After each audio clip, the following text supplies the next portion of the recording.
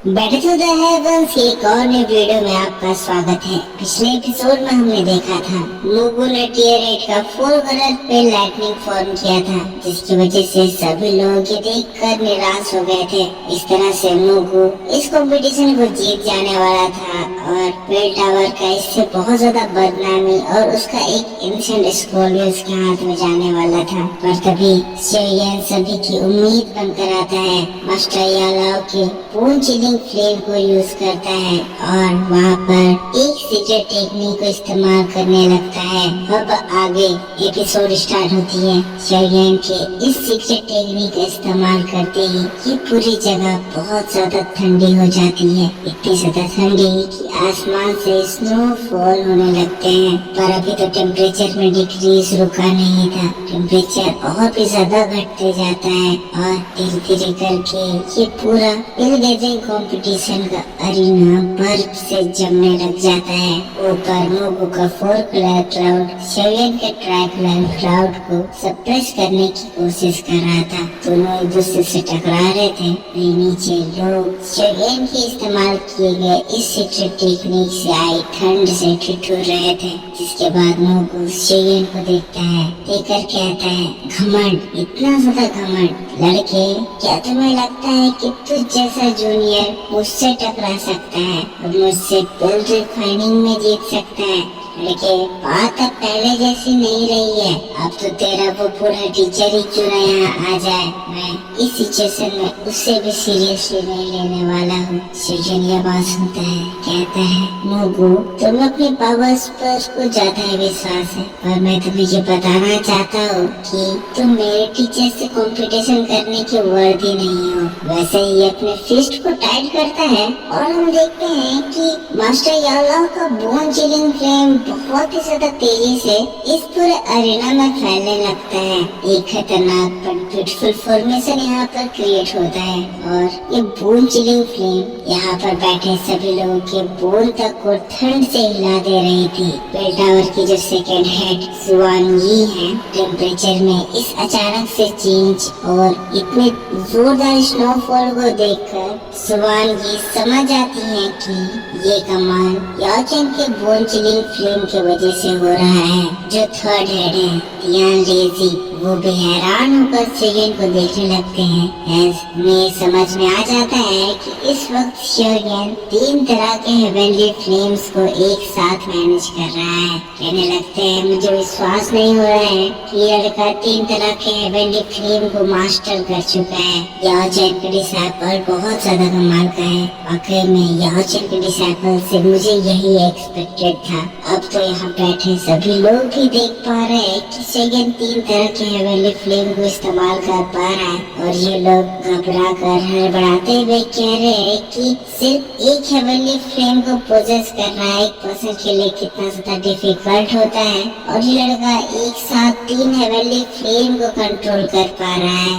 आखिर ये लड़का कैसे कर पा रहा है? मुगु भी शेयन के इन तीनों फ्लेम को देखता है, वो भी चिढ़ जाता है, कहने लगता है, लड़के, तुम यहाँ पर अपने 3 हेवनली फ्लेम को फ्लेक्स कर रहे हो, पर याद रखो बहुत जल्द ये तीनों फ्लेम मेरे होने वाले हैं। पर इधर शेयन ये सारी बातों को इग्नोर करते हुए अपने तीनों फ्लेम को फ्यूज करता है और इस फ्यूजन से खतरनाक एनर्जी रिपल पूरे अरेना में ब्लास्ट करने लगते हैं। पर अब बारी है बने हुए पिल की क्वालिटी को इम्प्रूव करने की। शेयन मेडिसिनल कोल्ड रूम को खोलता है। इसके बाद तीनों फ्लेम का इस्तेमाल करके पिल को फिर से एक बार गर्म करना स्टार्ट करता है। जैसे ही ये शुरू करता है, खतरनाक एनर्जी वेव पूरे अरेना में फैल जाते हैं, जोर जोर से ब्लास्ट होने लगता है। मुगु भी सभी लोग शॉक्ड कि आखिर ये क्या हो रहा है। पर ऊपर जो तीनों हेड्स बैठे हैं उनमें से सेकेंड हेड कहती है,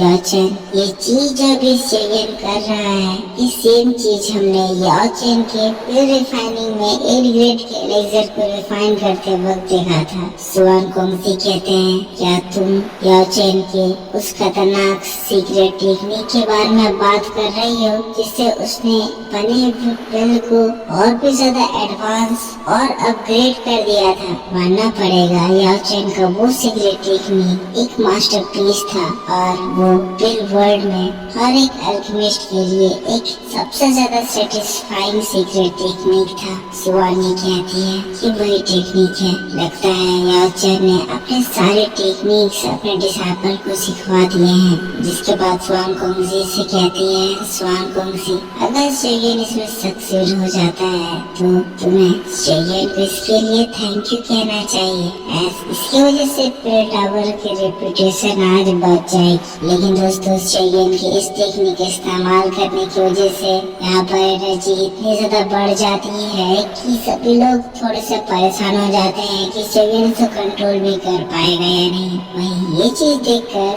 सोंग चिंग बड़ा खुश हो रहा होता है, कह रहा होता है कि इतनी दूर आ जाने के बाद जब अपनी बेवकूफी से तुम पेड़ को डिस्ट्रॉय कर दोगे तो इतने हाई ग्रेड के पेड़ को फॉर्म करने का क्या ही मतलब रह जाता है। जितनी यहाँ पर एनर्जी बढ़ गई है अभी नहीं तो बाद में ये एलेक्सर श्योरली ही डिस्ट्रॉय हो जाएगा। इसके बाद तुम स्पिल गैदरिंग कंपटीशन से भी डिस्क्वालीफाई कर दिए जाओगे। यहाँ से ये भी इस स्पिल ट्रांसफॉर्मेशन को देख रहा है और अपने मन में कह रहा है कि यहाँ पर इस ट्रांसफॉर्मेशन से निकलने वाले हीट को मुझे बैलेंस करना होगा। ये चीज बहुत ज्यादा डिफिकल्ट होने वाला है और छोटी से छोटी गलती इस पूरे पिल को डिस्ट्रॉय करने की एबिलिटी रखती है। पर तब शेयन मोटिवेट होता है, कहता है लगता है समय आ गया है कि मुझे जेड स्पिरिचुअल डस्ट का इस्तेमाल करना होगा।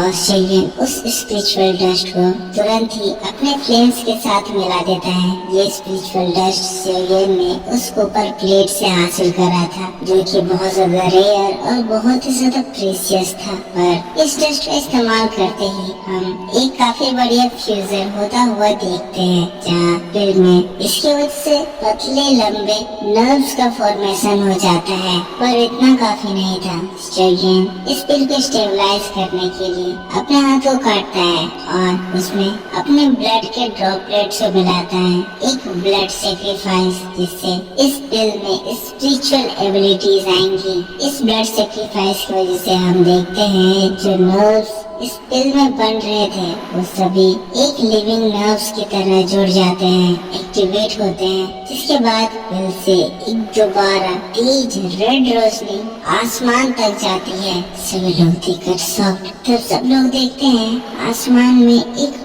और कलर का फॉर्मेशन होता है और इस तरह से शेयन का try colour cloud 4 colour cloud में अपग्रेड हो जाता है। खतरनाक बिजली क्लाउड से नीचे जमीन पर गिरने लगती है। अब शेयन का क्लाउड मुगु के क्लाउड के बराबर हो गया है। सभी लोग देखकर हैरान क्योंकि शेयन ने एक चमत्कार करके दिखा दिया है।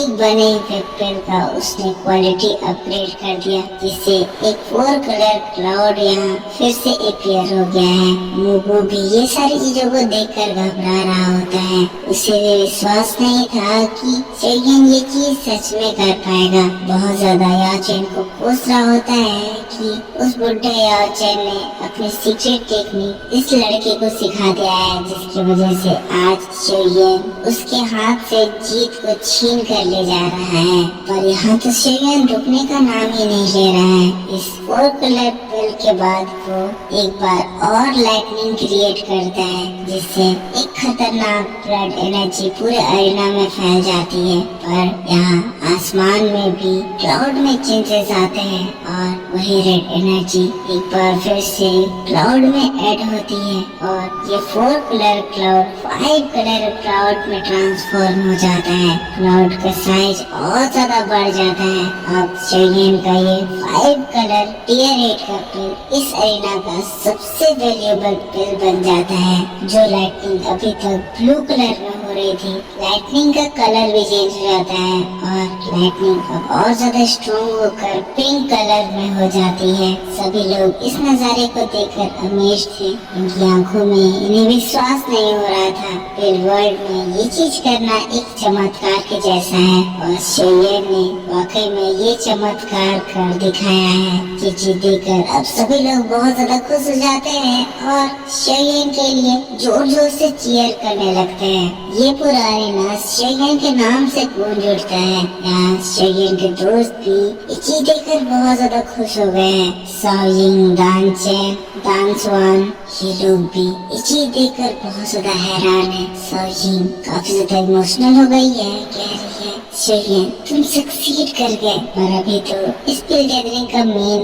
इवेंट होना बाकी है। मतलब कि शेयन ने ये जो बड़ा सा क्लाउड फॉर्म कर दिया है उसकी वजह से खतरनाक पिल लाइटनिंग का फॉर्मेशन हो रहा है। अब ये पिल लाइटनिंग इतनी ज्यादा स्ट्रॉन्ग और इतनी ज्यादा फ्रीक्वेंट हो रही है कि पिल गैदरिंग अरेना के चारों ओर जो इन लाइटनिंग को एब्जॉर्ब करने के लिए टावर लगाए हैं वो सब एक ही बार में बिजी हो जा रहे हैं। ये पिल गैदरिंग कॉम्पिटिशन भी टियर 8 के 5 कलर पिल लाइटनिंग के पिल को बनाने के लिए पहले से प्रिपेयर नहीं करा गया था, जिसकी वजह से हम देखते हैं पूरे इस अरेना में तूफान आ जाता है और जोरदार पिल लाइटनिंग होने लगती है। सभी को देखकर ये तुरंत समझ में आ जाता है कि पिल लाइटनिंग इतनी ज्यादा स्ट्रॉन्ग है कि पिल लाइटनिंग को कंट्रोल करने वाले टावर्स इसको सह नहीं पाएंगे। और अभी तो बस लाइटनिंग की शुरुआत ही हुई थी। ये चीज देखकर सभी लोग डर जाते हैं। इसके बाद डर से यहाँ से भागने के लिए तैयार हो जाते हैं, पर उनके डर को और ज्यादा बढ़ावा तब मिल जाता है जब एक और खतरनाक लाइटनिंग होती है जो कि इस बार जो मेन टावर था उसी में एक क्रैक बना देती है। मुगु बड़ा खुश हो जाता है, कहता है शेयन तुमने ये 5 कलर एलेक्सर फॉर्म तो कर दिया, पर इसके बाद जो पिल लाइटनिंग होने वाली है उसे कंट्रोल करना तुम्हारे औकात के बाहर है। इस तरह के पिल लाइटनिंग से तो बड़े बड़े दाओजोंग भी डरते हैं और तुम तो एक दाओजोंग हो। शेयन मरने के लिए तैयार हो जाओ, तुम्हारी मौत के बाद मुझे इस चैंपियनशिप को जीतने में और ज्यादा मजा आएगा। स्वान कुंग जी खड़े हो जाते हैं, कहने लगते हैं लाइटनिंग टावर डैमेज हो गया है। शेयन की करंट स्ट्रेंथ से शेयन कभी भी इस लाइटनिंग को कंट्रोल नहीं कर पाएगा।